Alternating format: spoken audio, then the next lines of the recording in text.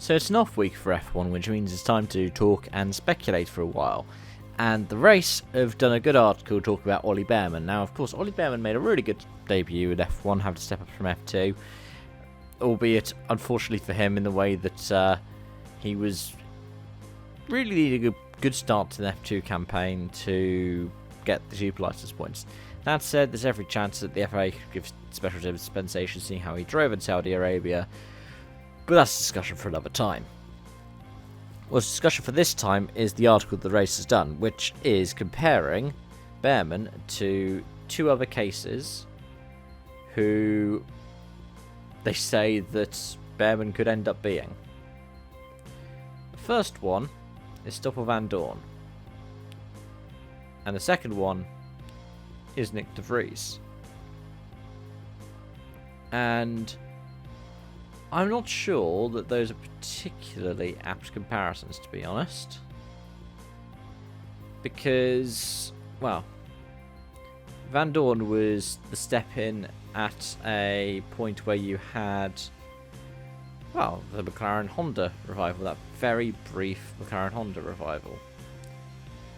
And everything that was going on in terms of F1 at that time, I would argue, was proof that it wasn't just that behind Van Dorn. I mean, Alonso continued to struggle, Sainz and Norris continued to struggle in their first years at the team as well. So I think the circumstances are quite different there.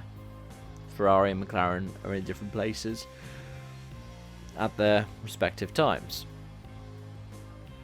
I would say that De Vries and Bearman is a closer equivalency, but even then it's not really. I say the closest equivalency is the fact that they jumped up to the last minute after their teammate got appendicitis. That's what I'd really say. Monza is the template speed. Williams tends to run well there. Ferrari haven't won a Saudi Arabia Grand Prix yet. So it's a swings and roundabouts to think that those two aren't particularly apt comparisons. I don't think either are particularly good comparisons to each other either. I mean, sure, they were teammates in Formula E, they're both champions in Formula E. Difference is De Vries just went from FE to F1, Van Dorn went in the other direction. I think that what it proves, what those two cases prove, is not what Bearman has. Bearman's 18, he could come up in F1 in a few years and dominate.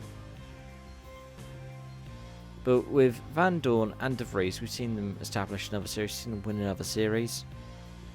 We've seen them be world champions. To me, that's proof that F1 isn't the be-all end-all, which I think a lot more motorsport fans are starting to recognise now. F1 isn't the be-all and end-all. WEC is in another golden era. And look, Valentino Rossi's been doing really well in GT3, did really well in WRC and in MotoGP. It's not at all a be-all or end-all. I mean, look at Kimi Räikkönen, who went from F1 to WRC, didn't really have that much success. Sebastian Loeb went from WRC to WTCC, enjoyed success in both. But then the guy's enjoyed success in pretty much everything that he's touched, apart from the fact that he still hasn't won the Dakar Rally. I think that we need to realise that being good in one series doesn't mean you're good in another. And F1 isn't the absolute pinnacle. But let me know your thoughts in the comment section down below. Thank you so much for watching. I hope to see you again soon. Bye for now.